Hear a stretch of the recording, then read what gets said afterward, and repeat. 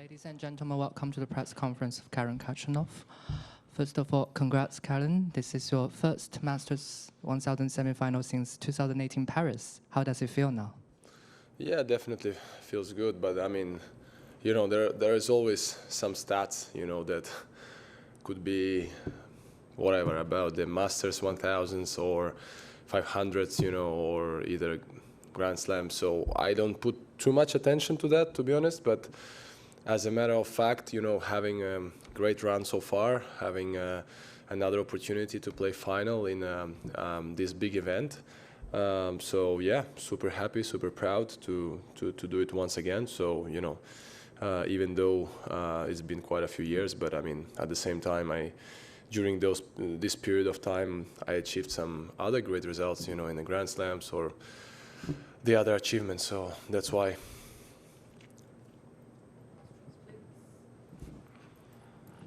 Hey there, congrats on the win. Just wondering what the difference was in the tiebreaker that allowed you to get that victory.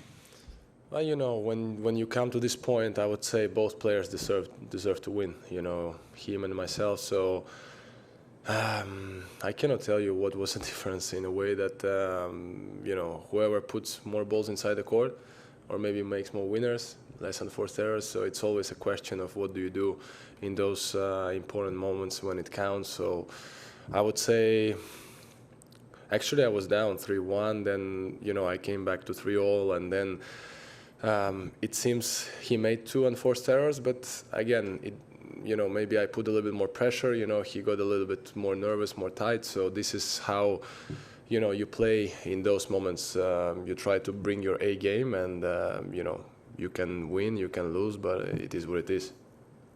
Taylor Fritz was talking earlier this week about how he hasn't had much time to do much other than sleep and play tennis. He's kind of been playing the late matches. And I'm wondering what your week's been like on that front and sort of what does the next 24 hours look like for you? Yeah, to be honest, first part of the tournament, it was different because I was playing actually first match, always at 11. So I had to go to sleep earlier. I had to wake up earlier, having traffic here, coming to the site 1 hour every day. So I was sleeping in the car. But then from quarterfinals, actually the schedule changed completely, 180 degrees. And I had late matches like at 7 p.m. or second after 7. So actually I had these long days and I tried to go to sleep later. I tried to wake up later. So yeah, two completely different tournaments, let's say, during the same event. Karen, congrats on the win. What have you found in terms of, or are you able to pinpoint what has been working for you here in terms of conditions? And curious if you like the format, like the extended format that is a little longer for the Masters 1000?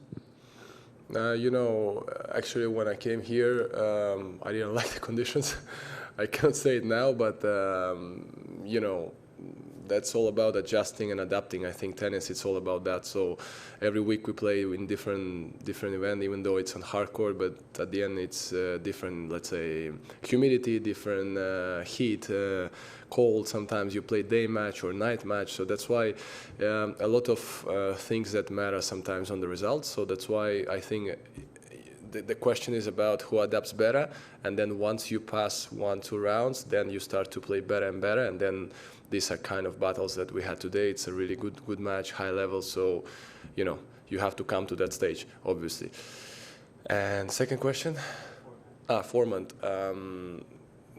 Yeah, to be honest, it's a little bit feels too long. It's like in the middle between Grand Slam and a Masters, what was before.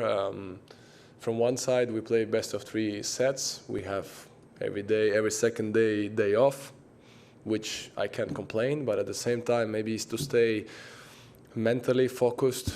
Yeah, it takes a little bit longer time. I would say maybe 9 days, 8 days, 10 days maybe, because it's 12 days, right? Now it's 12 days, so it would work better, I think, for me. I mean, for me, I guess for everybody, but that's my opinion.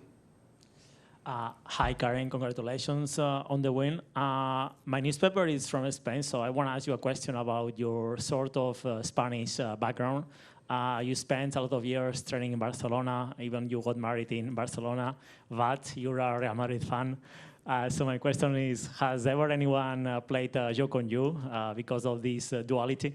If I had what? Like, have you ever has anyone has ever anyone played a joke on you because for the fact that you lived in Barcelona, you got married in Barcelona, but you're a Real Madrid fan. No, okay. The rivalry between Barca and Yeah, Real Madrid. okay. I never, let's say, lived really in Spain. I mean, yeah, it's true that I had a base there. Since I was junior, I spent maybe a couple of months during clay season, especially, until the American swing. So actually, I cannot consider really that I lived there. But yeah, I spent quite a bit of time during my career in Barcelona. At that time, I found one academy, which was working well. I had the whole team from there. Even though I'm a Real Madrid fan, but I'm not crazy fan. So at the same time, I'm not watching every game or every match. Depending where I am. I know Rafa, for example, did. Even when he was in US, he was waking up sometimes at 3 or 5 a.m. to watch the game. So I must say, he's a real fan. So I'm not compared to him. A bit of a different one here. Alina Svitolina weighed in this week in Montreal at the National Bank Open, and she spoke out about the online abuse that she's received from frustrated gamblers. I don't know if you read that story or not, but just wondering if you've encountered anything similar on that front, and can anything be done about that? My whole career, I would say. I had it like any other tennis player, I guess, any other sportsman, athlete, it's a big question because I can talk a long time about that, but it's like everything, the social media, internet, it's for good and for bad, right? So before, people could read something only in newspaper, printed newspaper. So even somebody could tell you something on the street you could respond and that's it, or not even responding, right? So now anyone can write anything they want from fake accounts or whatever just to kind of piss you off or whatever, just get inside your head. But this is what they are trying to do, from one side, of course, when you lose a match, you don't want to read this kind of stuff because you can still, you're trying your best, you lost, you get disappointed, and then you read on the top of that stupid messages. But sometimes you want to respond, but at the same time, this is what they are trying. They are provoking you, to get to answer means that it matters to you. So you just have to try to get over it. But I think ATP or Integrity System or whatever company, they tried to do something about it, but I didn't see any movements actually that they did something. I don't know how you can get yourself protected. I would say just not to go on social media. I tried it and actually it helped me a lot. To be honest, last year, for half year, I didn't even go to any social media, and I tell you, the life felt good because you can see a lot of things outside. You can spend your time in a different way because otherwise you get addicted a lot, always scrolling, whatever. So yeah, it's up to anyone if they can do something about it. How do you handle it? Just turn off your phone, or what can you do now, that's it. I just, whatever, if I want to see something, I go, but I just try to not to open comments,